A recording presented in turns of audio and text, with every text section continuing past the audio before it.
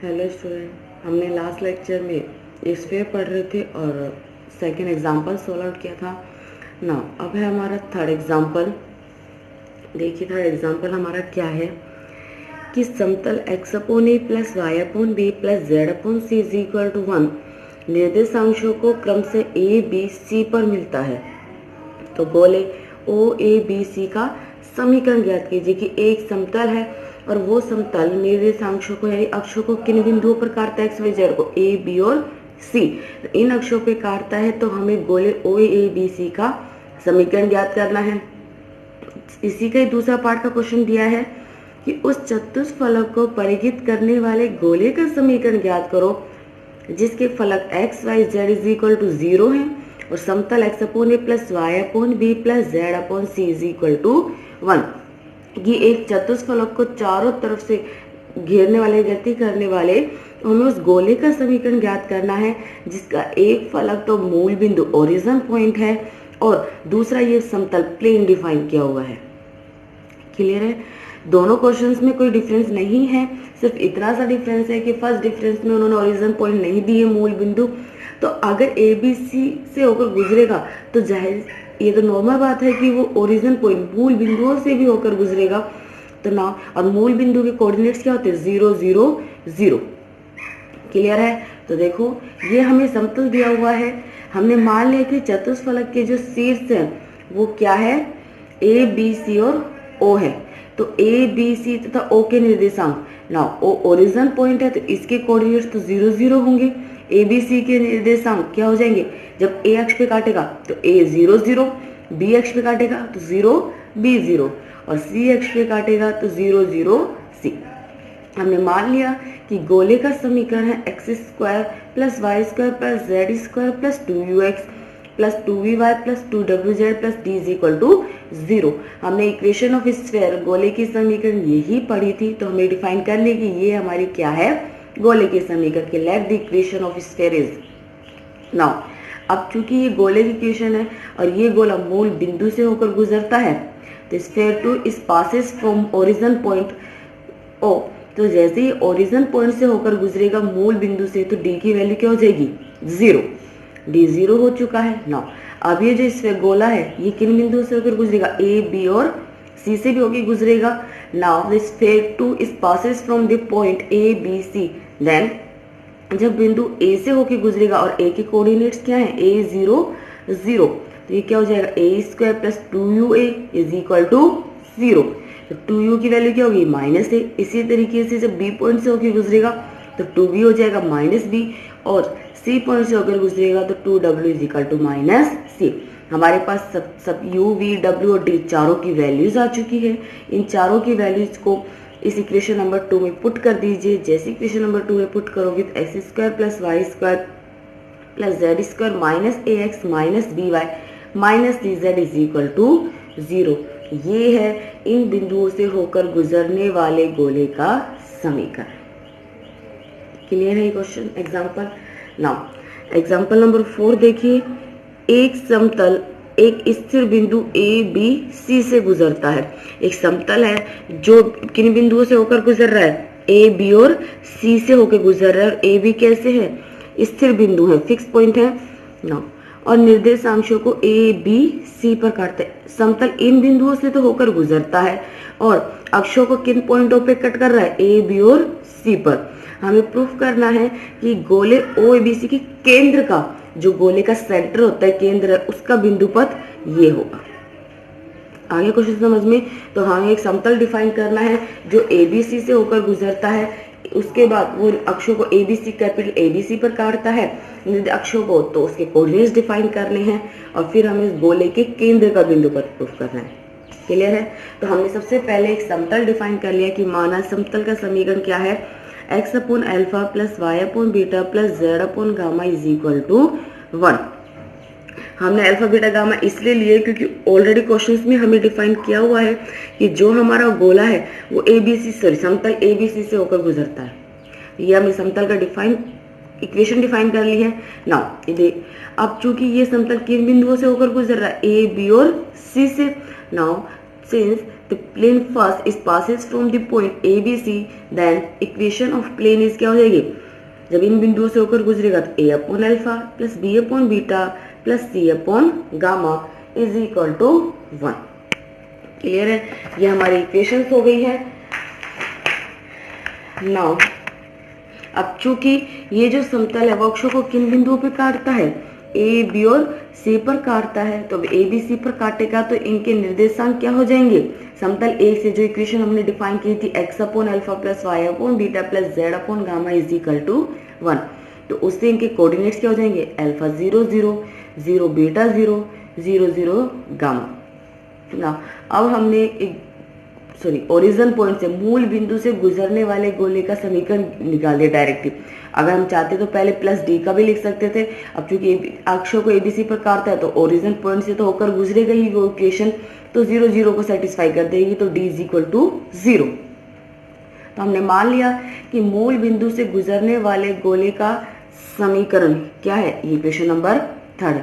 अब चूंकि ये गोला ए बी सी इन 3 बिंदुओं से होकर गुजरता है, और जब इन बिंदुओं से होकर गुजरेगा तो 2u 2v और 2w की वैल्यूज ये, और ये कैसे आई है, लास्ट एग्जांपल में हमने कर लिया ना।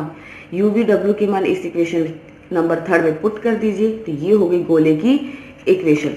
अगर हम यहाँ से गोले के केंद्र सेंटर ऑफ स्फीयर की बात करें तो क्या हो जाएंगे, alpha by 2 plus beta by 2 plus gamma by 2। हमें गोले के केंद्र का बिंदु पद प्रूफ करना है, locus of centre of sphere. तो हमने मान लिया कि गोले के जो केंद्र है उसके निर्देशांक क्या है, F G H. The coordinates of centre of sphere 4 is F G H. ठीक है, तो एफ किसके इक्वल हो गया, अल्फा बाय 2 के, तो यहाँ से अल्फा की वैल्यू क्या होगी 2 है। इसी तरीके से जी किसके इक्वल हो गया, बीटा बाय 2 के, तो बीटा की वैल्यू होगी 2g। और इसी तरीके से h is equal to gamma by 2 और गामा की वैल्यू होगी 2h। अल्फा बीटा गामा के मान इक्वेशन नंबर 2 में पुट कर दीजिए, यही होगा, 2 कॉमन आ गया, इधर जाए। और गोले के केंद्र का अभिष्ट बिंदु पद एग्जैक्ट लोकल पॉइंट क्या हो जाएगा, एफ जी एच की जगह क्या पुट कर देंगे, एक्स वाई जेड। ये हमारा क्वेश्चन था जो प्रूफ हो गया। क्लियर है ये ना। एग्जाम्पल नंबर 5 है हमारा, और नेक्स्ट क्या कह रहे हैं एग्जाम्पल नंबर 5 कि अचर त्रिज्या के का एक गोला मूल बिंदु से गुजरता है। हमारे पास एक गोला है जिसकी त्रिज्या, पहला क्वेश्चन, और निर्देशांशों को ए बी सी पर काटता है। सिद्ध कीजिए कि त्रिभुज ए बी सी के केंद्रक का बिंदु पथ ये है। हमारे पास एक गोला है, जो गोला किन बिंदुओं से होकर गुजर रहा है, मूल बिंदु से होकर गुजरता है, जिसकी त्रिज्या के दी और के कैसी है, कांस्टेंट वैल्यूज है, और निर्देशांशों को किन बिंदु पे काटता है, ए बी सी पर। हमें प्रूफ करना है कि त्रिभुज ए बी सी के केंद्र का बिंदु पथ ये होगा। क्लियर है, एक स्फीयर है जो passes from the origin point whose radius is के, वेयर के is constant and cut the coordinates axis is point on x a b and c, then prove that locus of the center of the triangle abc is। Clear है ये चीज ना। देखिए question, अब चूंकि मूल बिंदु से तो होकर गुजरता है और निर्देशांकों को ए बी सी पर काटता है, तो ए बी सी पे काटेगा तो उसके निर्देशांक हमने ये डिफाइन कर लिए।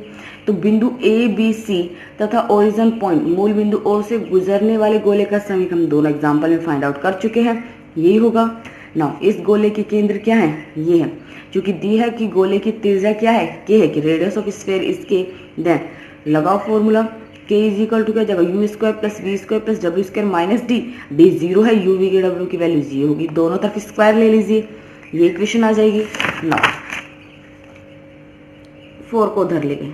क्लियर है ना। हमने मान लिया कि त्रिभुज एबीसी के जो केंद्रक के निर्देशांक है, coordinates of centroid F G H, तो एफ क्या हो जाएगा, हमें पता है केंद्र कैसे डिफाइन करते हैं, x1 plus x2 plus x3 upon 3। इसी तरीके से एफ जी एच हम फाइंड कर लेंगे।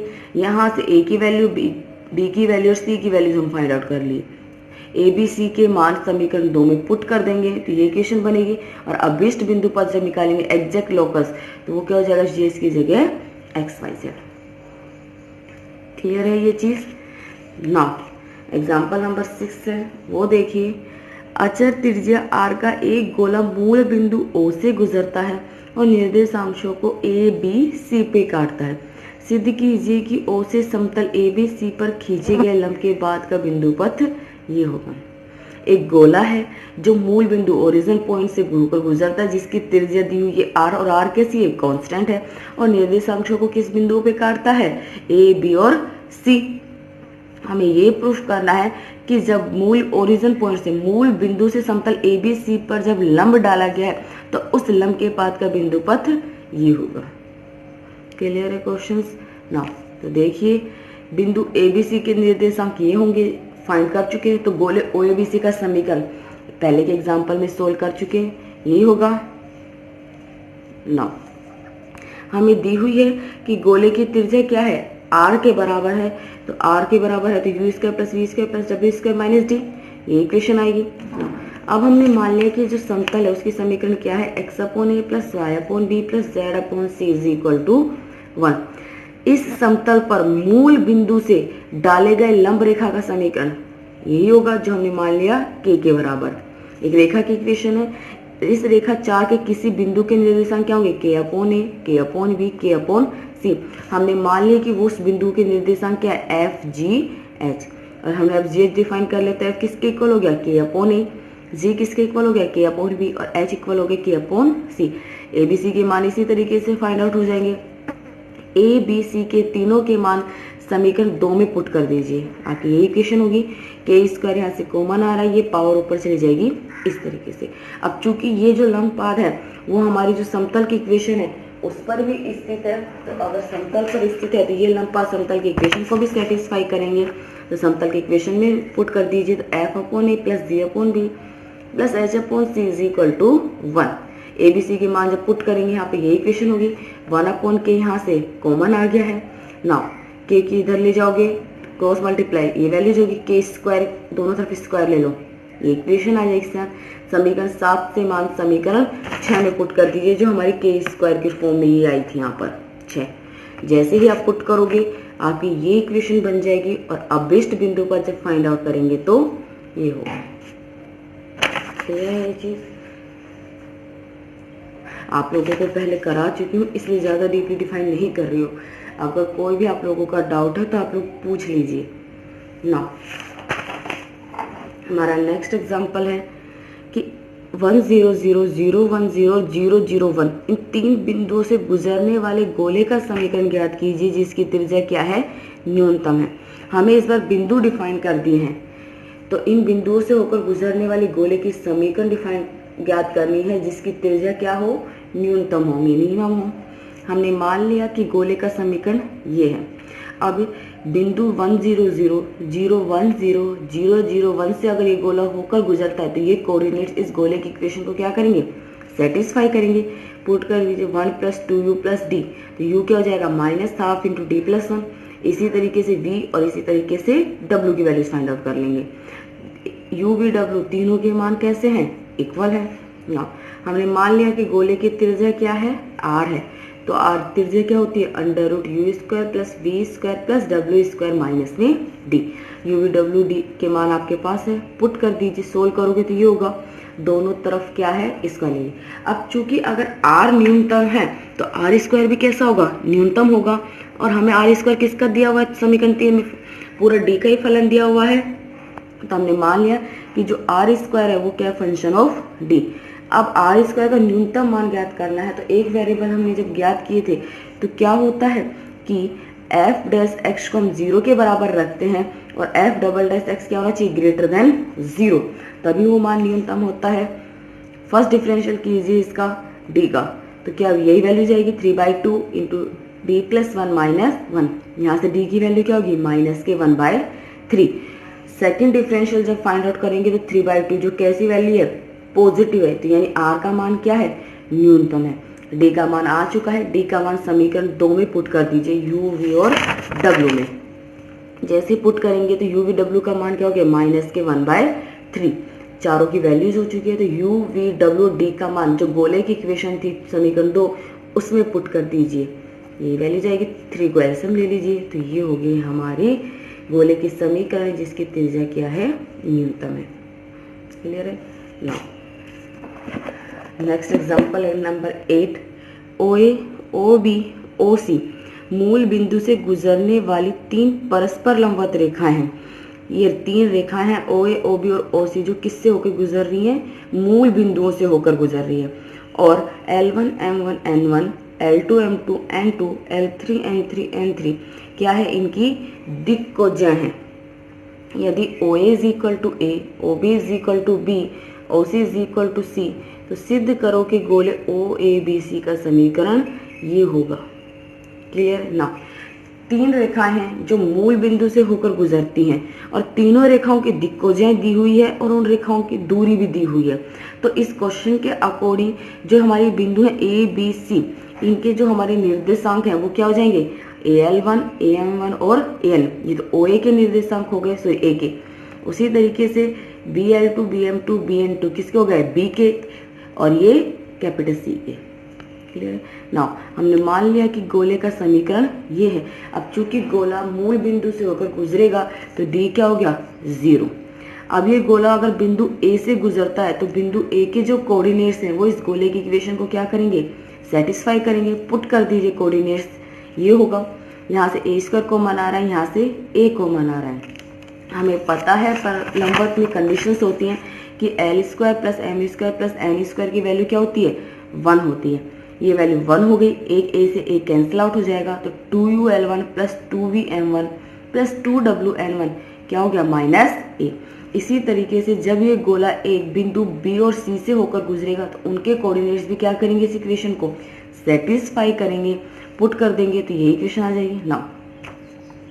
समीकरण 2 को L1 से, 3 को L2 से और 4 को L3 से मल्टीप्लाई करके ऐड करने पर, जैसे ही मल्टीप्लाई ऐड करोगे इधर से 2u कॉमन आ गया, यहाँ से 2v कॉमन आ गया, ये 2w कॉमन आ गया। चूंकि दिया हुआ है OA, OB और OC क्या है? लंबवत है। अगर लंबवत है तो L1 square plus L2 square plus L3 square क्या होती है? वैल्यू क्या होती है? 1। और L1 M1 plus L2 M2 और L3 M3 की वैल्यू 0। इसी तरीके से ये वैल्यू भी क्या हो गई? 0। तो 2u किसके इक्वल हो गया? -AL1 plus BL2 plus CL3, minus common ले लिया है। इसी तरीके से समीकरण 2 को M1 से, 3 को M2 से और 4 को M3 से गुणा करके जब ऐड करेंगे तो 2v की वैल्यू क्या हो जाएगी? -AM1 plus BM2 plus CM3। और इसी तरीके से जब समीकरण 2 को N1 से, 3 को N2 से और 4 को N3 से मल्टीप्लाई करके ऐड करेंगे तो 2w की वैल्यूज ये हो जाएगी -AM1 plus BM2 plus CM3। u, v, w, d चारों के मान इस गोले की इक्वेशन समीकरण 1 में पुट कर दीजिए। जैसे ही पुट करोगे आपकी ये इक्वेशन आ जाएगी। ये है हमारी गोले OABC का समीकरण। ये आपका गोले का चैप्टर कंप्लीट हो गया है। आप लोगों को अगर किसी भी पेपर के किसी भी बुक में कोई भी डाउट है तो वो बता दीजिए, मैं वो सोल्व आपको समझा दूंगी। ठीक है, क्योंकि ये सिलेबस आपका हो चुका है। अगर फिर भी आपको किसी भी चीज़ में कोई किसी भी टॉपिक में अगर कोई डाउट है तो आप मुझे बता दीजिए, मैं आपका वो टॉपिक क्लियर करूँगी।